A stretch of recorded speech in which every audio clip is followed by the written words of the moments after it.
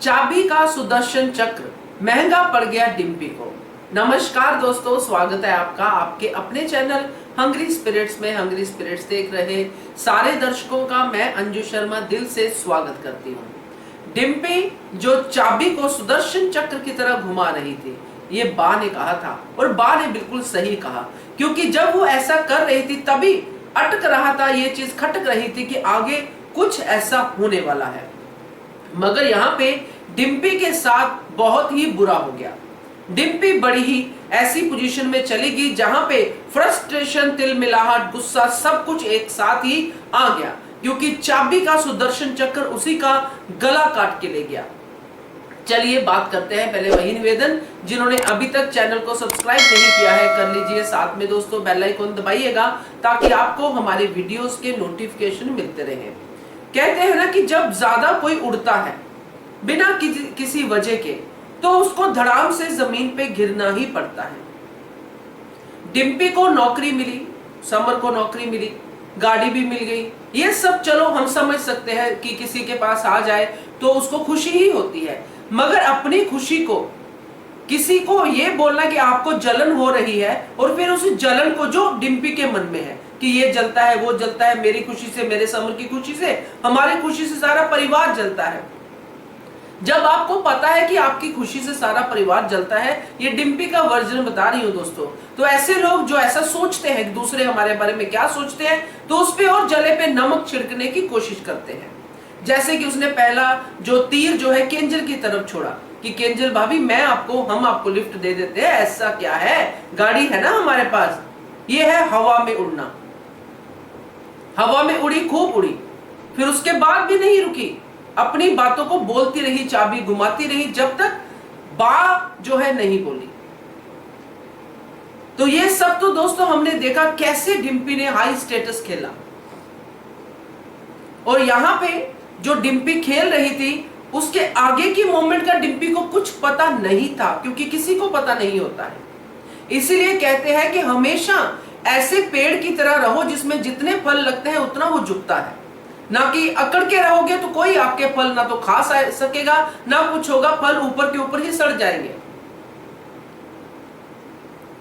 तो ये डिम्पी को जितना आगे तरक्की मिल रही थी, डिम्पी की तरक्की डिम्पी की वजह से नहीं है, ये हम सब जानते हैं, मगर फिर भी डिम्पी की नजरों में वो तरक्की थी, और उस तरक्की को लेके वो और ज्यादा अकड़ रही थी और इल्जाम दूसरों पे लगा रही थी कि आप जलते हो हमारी तरक्की से। तो यहां पे दोस्तों जो डिम्पी के साथ हुआ वही होना चाहिए था।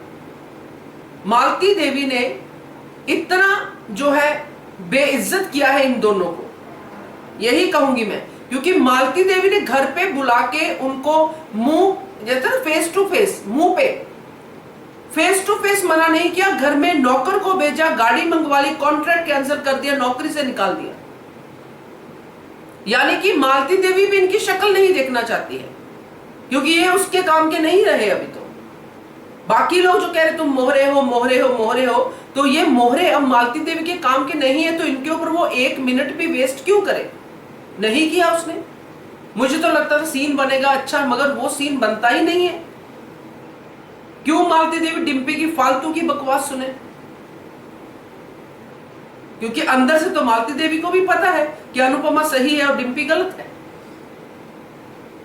तो ये जो डिम्पी का जो चल रहा था दोस्तों, अब रुकेगा तो नहीं, खैर जो चलेगा सो चलेगा, मगर यहां पे जो डिम्पी को धक्का लगा है, यहां पे जो डिम्पी का तांडव शुरू हुआ है इस धक्के के बाद, उससे मुझे यही कहावत याद आती है जिसमें कि कहते हैं ना कि गिरे गधे से और गुस्सा कुम्हार पे। तो अब वो कुम्हार जो है वो अनुपमा है, जिसमें वो गुस्सा निकाल रही है, क्या क्या नहीं सुना रही है, बोलते हुए अपने आप को सुनती भी नहीं है। मतलब हाईलाइट ये है कि खुद बोल रही है कि आपको दूसरों के मसले में पड़ना क्यों है, तो सोच नहीं रही है कि मैं इन सबकी फैमिली में दूसरी ही थी जो अब यहां पे खड़ी है, और इन सब फैमिली वालों को बातें सुना रही हूं, बेइज्जती कर रही हूं, बदतमीजी कर रही हूं। मैं वो दूसरी ही थी जो बाहर थी, जिससे अनुपमा को कोई लेना देना नहीं था। एक रोड पे लड़की मिली थी, उनको लिफ्ट दी उन्होंने, उसके साथ गलत हुआ। अनुपमा ने अपना जो है झंडा वुमेन के लिए उठाया और उसको इंसाफ दिलाया, फिर घर में बहू बनाया। तो वो दूसरी तो तुम ही हो जो बीचों बीच खड़ी हो। कहते हैं, मैं हमेशा इस बात पे बिलीव करती हूं कि सबसे पहले जो आप बोलते हो ना, उसको सुनो। जब तक आप अपने आप को सुनोगे नहीं, आप कभी भी अपने ऊपर काम नहीं कर सकते हो। अपनी जो गलतियां निकालोगे तभी आप अच्छे बेटर ह्यूमन बीइंग बनते जाओगे। मगर आज की समस्या ही यही है, लोग थ्रो करते हैं वर्ड्स को, बोल दो, फ्रस्ट्रेशन निकाल दो, मगर उस फ्रस्ट्रेशन में आप सारी की सारी उंगलियां अपनी तरफ कर रहे होते हो। कभी कभी ऐसा भी होता है, आज वही हुआ डिम्पी के साथ। हैरानी होती है ना, आपको भी होती है, मुझे भी होती है, सबको होती है।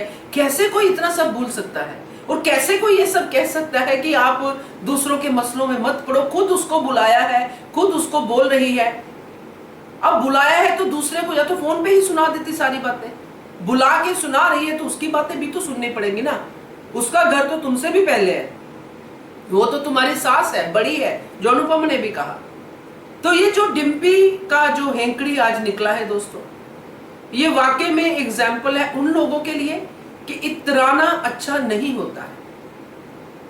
इतराओ, इतराने में कोई प्रॉब्लम नहीं है, मगर उस इतराहट को अकड़ पे मत लेके जाओ, और दूसरों को जलाने के लिए तो बिल्कुल भी मत। तो आज डिम्पी के साथ जो हुआ है ये वेल डिजर्विंग है, ये होना ही था। उसको इतनी बात समझ में आ नहीं रही है कि मालती देवी, जिसने डिम्पी के साथ हाथ मिलाया, डिम्पी से इंफॉर्मेशन ली, सब कुछ किया, और आज वो डिम्पी के मुंह पे एक कॉन्ट्रैक्ट कैंसिल का डॉक्यूमेंट मार रही है, चाबी वापस मंगवा रही है। उसका करिंदा बोल रहा है कि मेरा टाइम मत वेस्ट कीजिए मैडम। तो आज मालती देवी ने खुद ही उनको उनकी औकात दिखा दी है। तो अपनी औकात कब देखोगे भाई डिम्पी? तुम्हारी औकात है ही नहीं। जितनी जल्दी ये करैक्टर जो है समझेगा, उतना ही समर के लिए अच्छा है। तो आज जो देखा हमने, डेफिनेटली आप सबको अच्छा लगा होगा, क्योंकि अच्छा ही लगता है, क्योंकि जब ये लोग बोलते हैं तो अनुपमा को सुनाते हैं, अनुपमा के एहसानों को भूलते हैं, तो बुरा भी हमें लगता है। तो आज किया है, उसको सबक मिला है, तो अच्छा भी हमें ही लगेगा। क्या कहते हो आप इसके बारे में? कमेंट कीजिएगा। देखते रहिए channel hungry spirits. Thank you so much. Subscribe to our channel by clicking the subscribe button. Click the bell button and enjoy the latest uploads from our channel.